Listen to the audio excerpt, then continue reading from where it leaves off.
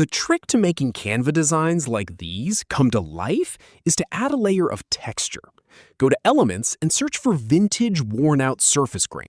Select the first one, scale, and place it over the design. Press Ctrl or Command, Alt or Option, and the right square bracket to bring it to the very front. To take this a step further, search again for grainy background texture. Select any one,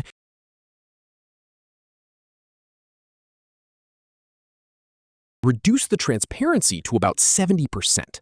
Send it to the back, duplicate and layer them differently.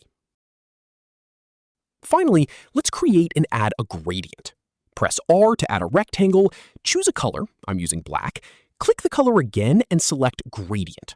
Select and reduce the second color's opacity to 0. Adjust the position of the shape like this. Send it to the back, right in front of the background. Make the final adjustments to match the colors and you're done. Save this post so you can find it again later. Turn on notifications to be notified of our next post.